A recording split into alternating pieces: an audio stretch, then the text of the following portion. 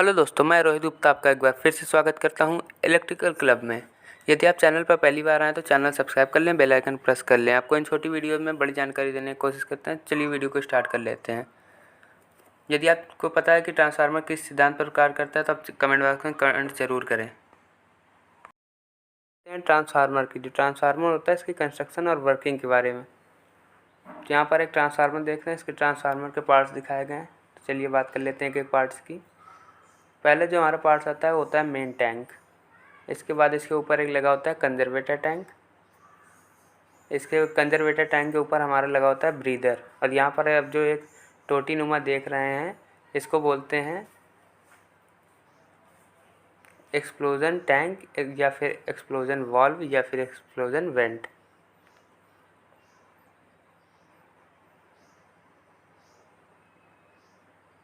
इसके बाद उसके नीचे आप देख रहे हैं लो वोल्टेज बुशेस, ये इनको बुशिंग बोलते हैं या फिर टर्मिनल बोलते हैं। इसके बाद ये कूलिंग ट्यूब होती हैं और यहाँ पर एक नीचे एक टोटी होती है, इसे ड्रेन ऑफ बोलते हैं, और टैंक कवर। ये हमारे इतने पार्ट्स हो गए। इसके अलावा जो हमारा मेन टैंक और कंजर्वेटर टैंक के बीच में एक लगा होता है उसको बोलते हैं बुकोल्ज रिले। यहाँ पर दिखाया नहीं गया, आपको हम इसके बारे में बताएंगे। चलिए यहाँ पर हम देख सकते हैं कि एक ये मेन टैंक है। मेन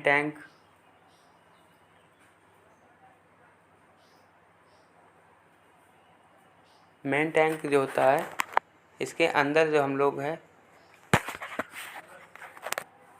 कोर को रखते हैं। कोर के ऊपर हम लोग वाइंडिंग लपेट देते हैं। यहाँ पर ये जो साइड में है इनको हम लोग कूलिंग ट्यूब या फिर रेडिएटर बोलते हैं।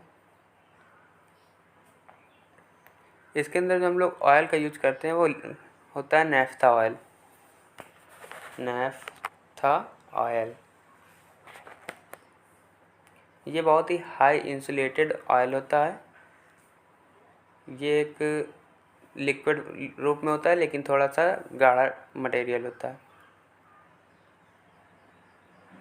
इसको पूरा हम लोग भर देते हैं ऊपर तक। इसके नीचे हम लोग एक टैप चेंजर का यूज करते हैं। टैप चेंजर का जो कार्य होता है वो वोल्टेज को कम ज़्यादा करने के लिए होता है। जैसे 400 kV का ट्रांसफार्मर है, हमें 415 kV चाहिए तो हम लोग टैप चेंजर से वोल्टेज को घटा बढ़ा लेते हैं। यहाँ पर आप देख सकते हैं डायग्राम में, ये मेन टैंक है। मेन टैंक में हम लोग नैफ्था ऑयल जो होता है इसको पूरा फुल भर लेते हैं। और जो हमारा कंजर्वेटर टैंक होता है ऊपर साइड, इसको हम लोग आधा भरते हैं ताकि ये खोलने पर हमारा टैंक फटे ना, इसलिए इसे आधा भरते हैं। यहाँ पर आप देख रहे हैं इसके आगे एक ब्रीदर लगा होता है जिसमें सिलिका जेल भरा होता है। यहाँ पर एक दोनों टैंकों के बीच में एक हम लोग बुकोल्ज रिले का यूज करते हैं जो कि सेफ्टी पर्पज़ के लिए होता है। यहाँ पर केवल अभी आप पार्ट देखिए, अभी आपको एक एक चीज़ सही से डिस्क्राइब किया जाएगा।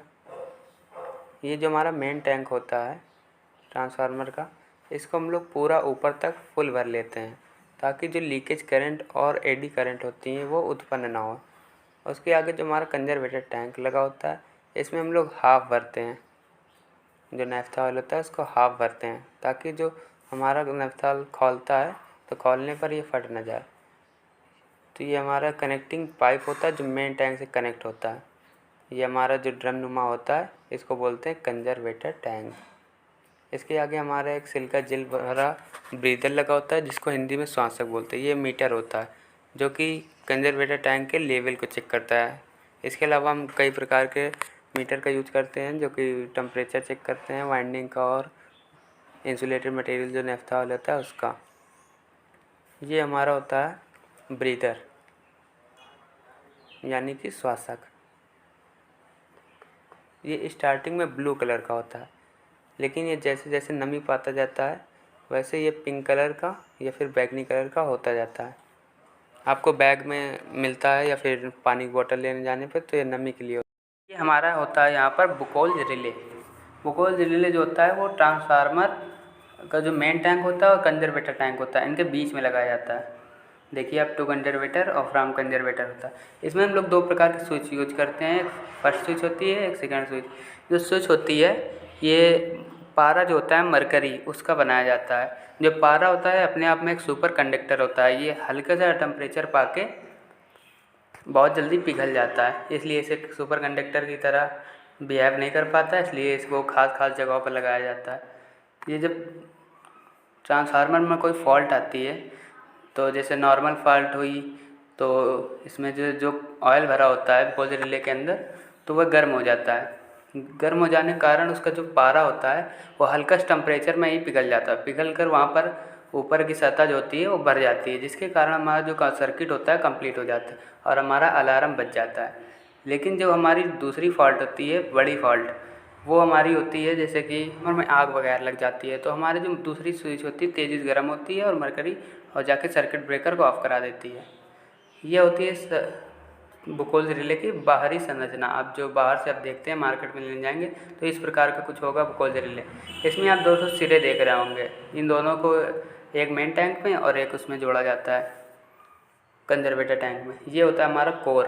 कोर को बेसिकली होता है लेमिनेटेड करके बनाया जाता है, कई सारी पत्तियाँ होती हैं उनको लेमिनेटेड करके बनाया जाता है। इसमें 2 तरह की वाइंडिंग आप देख रहे हैं, एक होती है प्राइमरी वाइंडिंग, एक सेकेंडरी वाइंडिंग। इन दोनों के बीच में हम लोग एक माइका की पन्नी लगा देते हैं जो इंसुलेटेड का कार्य करती है। यदि हम लोग इसको सॉलिड लें कोई एक कोर को, तो उसमें भंवर धारा उत्पन्न होने लगती है और भंवर धारा मेन करंट का विरोध करती है, इसलिए हम इसमें कोर को पतली पतली पत्तियों से लेमिनेटेड करके बनाया जाता है।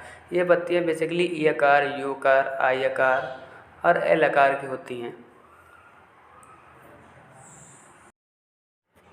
ये जो कोर होता है इसको लेमिनेटेड करके बनाने का जो कारण मेन होता है वो होता है एडी करंट। एडी करंट ना उत्पन्न हो जाए, इस कारण से ही हम कोर को लेमिनेटेड करके बनाया जाता है। अब बात कर लेते हैं मटेरियल की, कि आखिर जो मटेरियल होता है ये किस मटेरियल के पत्तियाँ होती हैं। तो इसमें 2 प्रकार के मटेरियल का यूज़ करते हैं। पहला जो होता है वो होता है सिलिकॉन स्टील, सिलिकॉन स्टील। दूसरा की बात कर लें तो दूसरा जो हमारा होता है वो होता है सॉफ्ट आयरन। तो इन दोनों में हम लोग मोस्टली जो यूज़ करते हैं वो सिलिकॉन स्टील का ज़्यादा यूज करते हैं ताकि एडी करंट कम हो सके।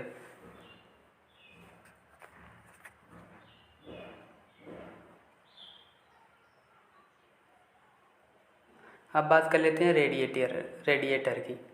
जो रेडिएटर होता है इसको कूलिंग ट्यूब भी बोलते हैं। इसमें देखिए कई सारी पतली पतली पत्तियाँ होती हैं, नलियाँ होती हैं, ट्यूब, इनको लेमिनेटेड करके जोड़ करके बनाया जाता है। ये ट्रांसफार्मर को ठंडा करने का कार्य करता है। जो ट्रांसफार्मर का ऑयल होता है वो गर्म हो जाता है, इसलिए इसे ठंडा करने के लिए इनको पतली पतली नलियाँ बनाया जाता है ताकि उसमें हवा पड़े और हवा के कारण वो ट्रांसफार्मर का ऑयल जल्दी से ठंडा हो जाए। इसको कूलिंग ट्यूब या फिर रेडिएटर बोलते हैं। ये तो बात हो गई छोटे ट्रांसफार्मर की। अब बात कर लेते हैं बड़े ट्रांसफार्मर में।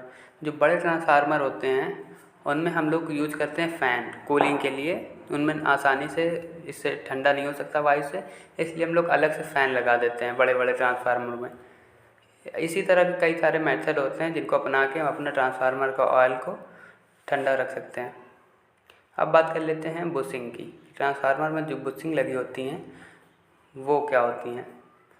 तो जो बुशिंग होती हैं वो जो सप्लाई आती है वो डेल्टा टू स्टार में आती है, यानी कि 3 फेज आते हैं और हमारे ट्रांसफार्मर से 4 वायर निकलते हैं, एक विद न्यूट्रल के साथ, एक न्यूट्रल वायर होता है।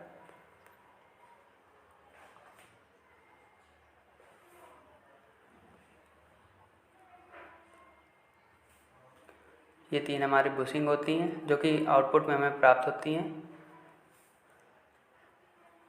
इनको हम लोग टर्मिनल भी बोलते हैं, टर्मिनल या फिर बुशिंग। इन्हीं बुशिंग के द्वारा हमें सप्लाई प्राप्त होती है। ये जो मटेरियल हम लोग यहाँ पर यूज़ करते हैं, जो इंसुलेटर में मटेरियल होता है उसी मटेरियल का हम लोग बुशिंग बनाते हैं।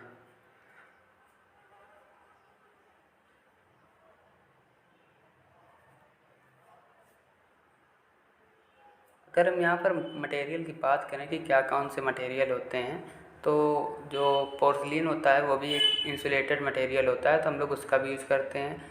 इसके अलावा कई मटेरियल होते हैं जैसे माइका हो गया, माइका भी हम लोग काफ़ी यूज़ करते हैं। इसके अलावा एक मटेरियल और होता है वो क्वार्ट्ज। इस मटेरियल का भी हम लोग काफ़ी यूज़ करते हैं सब इंसुलेटर चीज़ें बनाने में।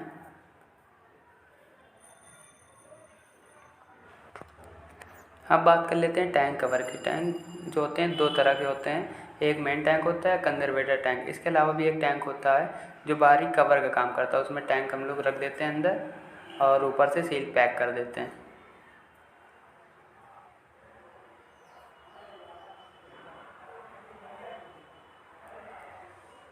यहाँ पर हमने बताया है कूलिंग ट्यूब क्या होती है और इसे ठंडा करते हैं कैसे। इसके अलावा हमने लो वोल्टेज बुशिंग और हाई वोल्टेज बुशिंग के बारे में बताया।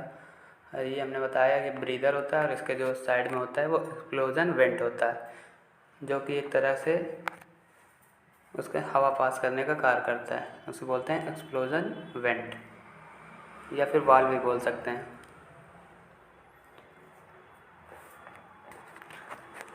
तो इस वीडियो में ट्रांसफार्मर के और कई सारे टॉपिक थे जो कि कंप्लीट नहीं हो पाए हैं, तो नेक्स्ट वीडियो में उनको कंप्लीट किया जाएगा।